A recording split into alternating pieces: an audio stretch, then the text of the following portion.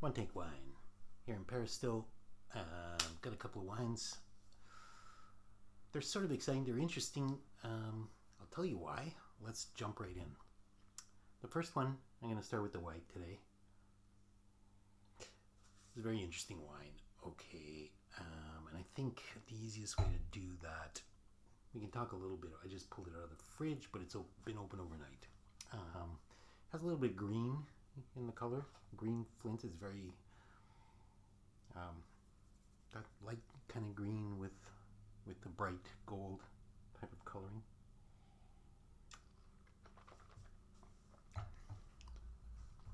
And I have to say, I'm flabbergasted at this wine. Flabbergasted means surprised and pleasantly, this time pleasantly, almost overwhelmed by it. Overwhelmed. I'm just so happily, positively surprised that I must say it's one of those things, it's why we drink wine, this kind of road to discovery. This is an Auxey-Duresses 2015 from Les Riames, which is a Monopole. Apparently it's the smallest Monopole, that's what it says on the bottom. The smallest Monopole in the Côte de Beaune. Auxey-Duresses Les Riames. And I've never heard of this wine. Great. This whole trip has been discovering strange new things for me, but in an area I love, a lot of Burgundies. Anyway, Les Riames. So I went looking for it, and apparently the first vintage was 2014. It's a banker who has been trying to buy vines or plots in Burgundy for some time. Finally got a chance in 2008 or 9. I don't know. Depends who you listen to in that on the interwebs. And I think they replanted in 2010. And he's got other plots, and he sells almost all of it off. But this he doesn't sell. This he bottles with the help of a few friends and markets separately. And I just stumbled across this by accident. This was one of those wines. It was at Épicerie de Paris, and they have a little scat camera, as they say in Sweden, a treasure room, treasure chest. So, in there, and it was like, sometimes in the, most of those wines are stupidly priced, of course, these days. But this was, in the €40 kind of range, and I'd never heard of it. It was the smallest Monopole. Auxey-Duresses, never heard of it. Did a quick Google just to see that it would be something I'd be interested in. Wasn't so crazy about the fact that it was a banker buying into the local area, but at the same time, you have to start somewhere. Not everybody is born 6 generations into it, so what do I know? I'm going to try it at that price for sure. And I must say, this is a really, really well judged wine. It's Premier Cru all the way, except maybe just a little bit in the finish. It could use a bit more drive, but a wonderfully developed caramel and buttery type of approach, but also a very strict lemon sort of side. Feels like a grandmother who's strict and wants to keep things in line. I love that duality. It's really, really nice. There's some tension in that, 2015 is not the greatest white wine year. And remember, these grapes, apparently, I don't know if that was for Les Riames as well as for the rest of his grapes or not. I don't know the whole story. Like I said, I'm just repeating what I heard on the internet. As with most of these videos, I'm just repeating what I see or read. He replanted in 2010, and if that's the case, then these vines are young, How would they even be producing? In any case, it's remarkable that the wine is aged in such a way. It can't be. There has to be a mixture of... Must have kept some of the old vine. He must have. There's just no way. It's literally impossible. So, there's lots of elements about this story that don't make sense. For instance, it says on the back that it's bottled at Chateau de Chimay.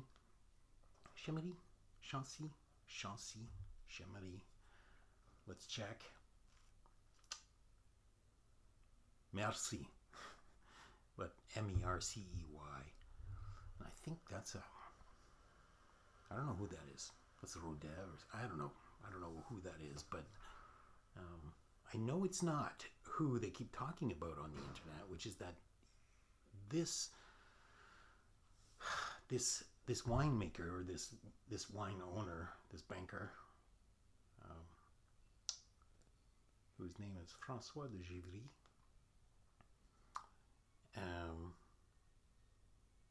is neighbors with, or when she was around, was Anne-Claude Leflèvre. And apparently Leflèvre, at least for some period of time, and I don't know if that's the norm today, but they would buy a lot of his grapes because he wasn't making wines from the other terroirs. It wasn't just this Les Riames that he had. And then she helps him a little bit in terms of consulting with how to make this wine. I don't know if that's true or not, but there has to be an explanation for why this wine is so good when it comes from like junior, experience. And although I have no idea, maybe he studied viticulture throughout his. Speculation on my part. But they name drop a lot when you start searching for this wine, and the name they're dropping is Anne-Claude Leflèvre, obviously when she was around, so that would have been towards the end there for her.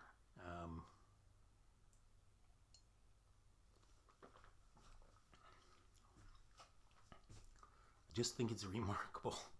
That's why it's got this nuttiness to it, and this almost a Merceau nuttiness to it, and then this kind of mouth-watering juiciness. But then, like I say, that severity that sort of underpins the whole thing and moves the show along. It is like a circus wagon sort of flopping down the road a little bit, and everything is in there. Everything is in there. It's kind of jiggling with the road. And it's a great romantic wine. These are the kinds of wines that make you love Burgundy, to be honest. And I'd love to find another bottle.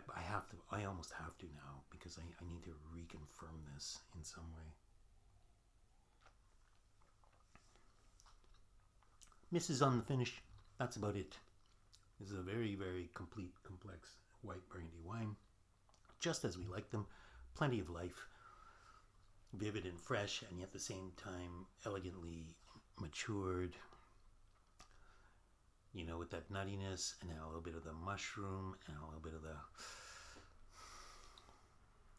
There's almost an elegance to this. It's not floral, I wouldn't say, but it's not Puligny floral. It's not like that. It's not a softness of Pucelle or something, or whoever you want to talk about. It's very. I don't know. I mean, I think it has a coarseness to its elegance. It's almost like a diamond in the rough, or something that just needs to be polished up a little bit, and with the right polishing, it suddenly just jumps to life, and remarkable. It's captured in a bottle. It's really, really interesting. I really like it. I would happily drink this all the time. Like I said, I'm gonna try. I think I got the only bottle there, but I'm gonna go back. I'm gonna give it a couple of days, and hopefully they find another one and they stick it back there without thinking, and I'll take it. Second wine. What do we got in the glass? A little bit red. We're staying in Burgundy, but we're staying in off the beaten track Burgundy, I would say. I've had it in the fridge. You might be able to see that. There's a deeper, darker color. Little black cherry-ish kind of in coloring.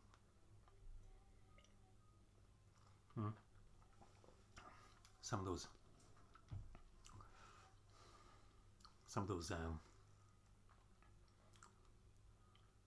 liqueurish flavors, and then also some pepper and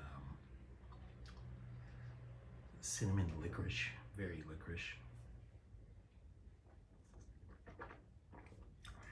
There's a meatiness to this, a refined meatiness, though. I would say it's not it's not it doesn't feel overly animal or, you know, something that I wouldn't want to drink a lot of or anything. I do want to drink a lot of it. There's a lifted minerality to it, a little airiness that's kind of in the back, sort of shadows the rest of the wine, but it's mostly this sort of compact and fairly lithe yet strong fighter, you know, like kind of the middle heavyweight boxer.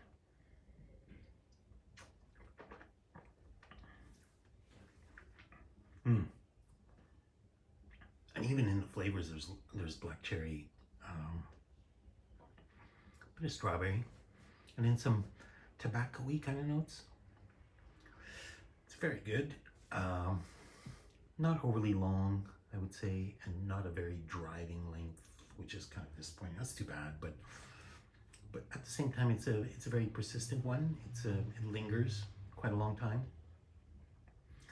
And then there's this kind of ripeness that sits there, and the tannins are kind of sitting at the front of the tongue, really, more than at the back, in the teeth and here in the front. And then you get this kind of coolness in the back. So an interesting kind of effect as well. This wine is 2017. It's a Blagny, and it's la Pièce sous le Bois, premier cru.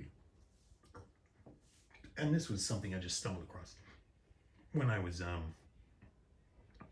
just looking for a wine to drink with this rest of this white one, because I wanted to do a note about the Riames, and so I wanted a red to go with it, and you know, I didn't want to go crazy on this one, but at the same time I wanted something good. And my exposure to this area, to Blagny sous le Bois, premier crus, is really only with Comtesse de Chessé, and that's white. It's not only white. There was a red, which I liked very much, but maybe didn't have the lift and the grandeur of the whites. But it was still very good. I still kept buying it, you know, even though it was pricey as hell, and the whites were better value in terms of what you got for your money. I still liked the red so much, I kept buying it, I bought a few bottles, you know, I would rebuy while I was in the Chérissé phase. And so that was my exposure to the area. I got to know the area a little bit. I like that this is on the Meursault side, so it's kind of like the Meursault-Périgny-Montrachet border. Those terroirs up there, it's kind of up, it's quite high up, and yeah, there's some interesting soil structures and things up there, and I think it's an underestimated, at least underappreciated area. Certainly, I mean, reds we don't see a lot of. Whites, I think it's very underestimated. That's a really strong area for good Meursault and Périgny-Montrachet.